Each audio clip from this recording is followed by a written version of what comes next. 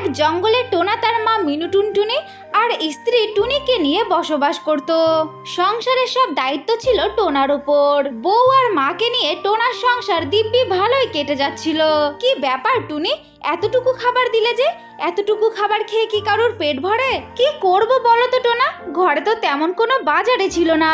ঘরে যা ছিল আমি সেগুলোই রান্না করেছি, তাও তো আমি নিজে না খেয়ে তোমাদের দুজনকে সব কিছু দিয়ে দিয়েছি। সে কি বৌমা, তুমি নিজে না খেয়ে আমাদেরকে কেন সব খাবার খেতে দিলে? হ্যাঁ নাও বৌমা, তুমি আমার থালার থেকে কিছু খাবার নিয়ে খেয়ে নাও। না না শাশুড়ি মা, আপনিই খান, হাড়ির তলায় যা আছে আমি না হয় সেটুকুই খেয়ে নেব। আরে আপনারা না খেয়ে বসে আছেন কেন? তাড়াতাড়ি খেয়ে নিন, আমার কথা আর আপনাদের ভাবতে হবে না। এরপরে টোনা আর মিনু টুনটুনি খাবার খাওয়া শুরু করে।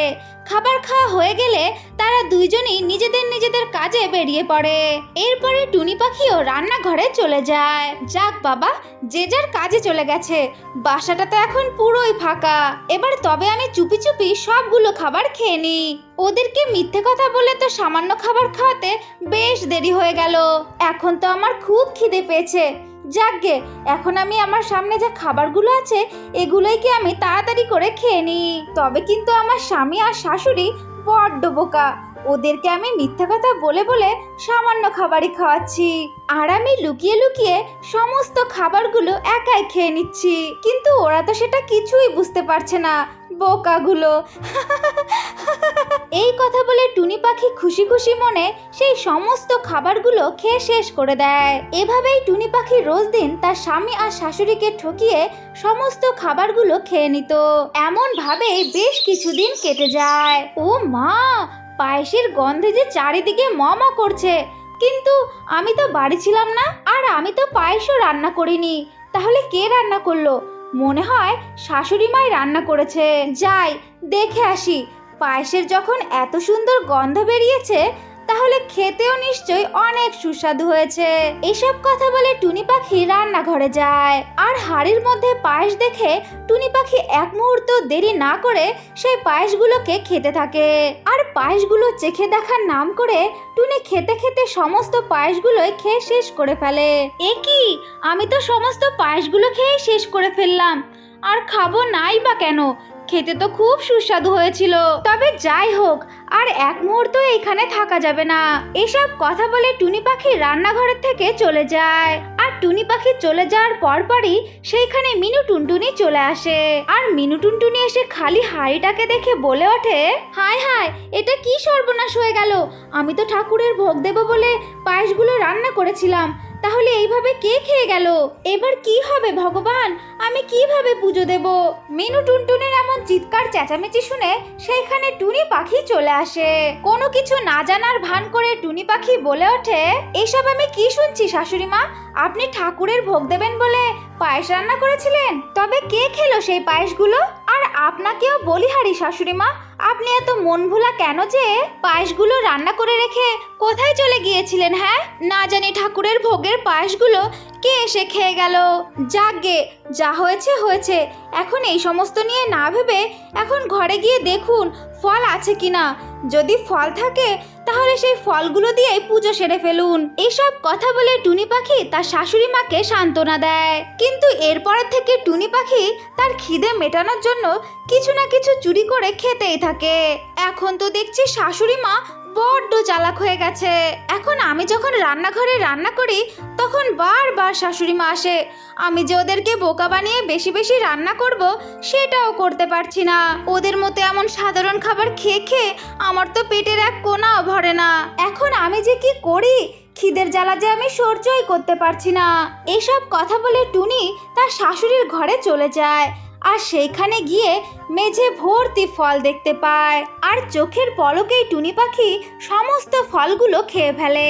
টুনি পাখির ফল খাওয়া শেষ হতেই সেইখানে মিনু টুনটুনি চলে আসে। এ কি, আমার প্রসাদের ফলগুলো কে খেয়ে ফেললো? বৌমা, বৌমা সত্যি কথা বলো, তুমি সবগুলো ফল খেয়ে ফেলোনি তো? না না মা, আমি ফলগুলো খাইনি।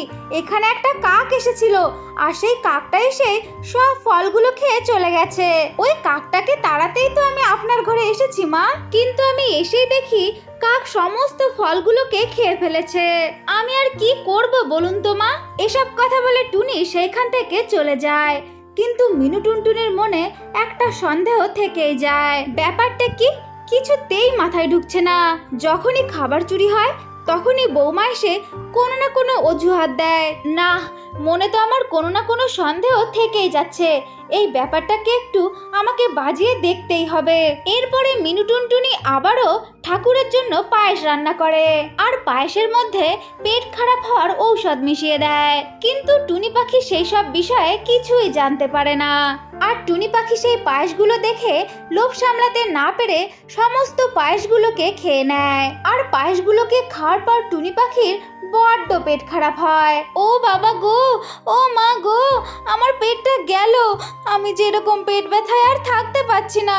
আমি তো এর আগেও কতবার খাবার চুরি করে খেয়েছি, কিন্তু কই আগে তো এমন কখনো হয়নি। তবে আমার আজকে এমন পেট ব্যথা কেন হলো আমি তো কিছুই বুঝতে পারছি না। আসলে বৌমা, আজকে আমি তোমার পেট খারাপের কারণ হয়ে দাঁড়িয়েছি।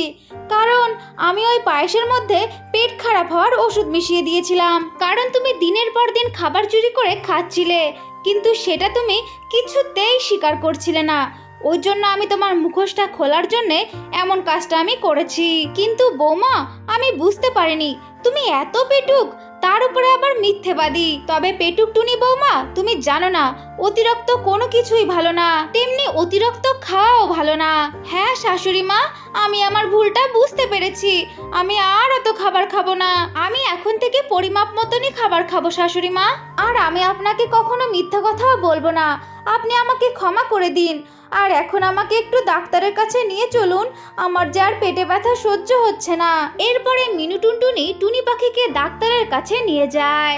আর ডাক্তার উলু প্যাঁচা টুনি পাখির চিকিৎসা করিয়ে টুনি পাখিকে সুস্থ করে দেয়। আর টুনি পাখি পেটুকতার স্বভাব ছেড়ে দিব্যি ভালো হয়ে যায়। আর স্বামী আর শাশুড়িকে নিয়ে সেই জঙ্গলের মধ্যে সুখে শান্তিতে তারা বসবাস করতে থাকে। তাহলে আমার ছোট্ট বন্ধুরা, তো এটাই ছিল আজকের গল্প। যদি তোমাদের ভালো লেগে থাকে তাহলে অবশ্যই লাইক করবে আর চ্যানেলটাকে সাবস্ক্রাইব করে দেবে, কেমন?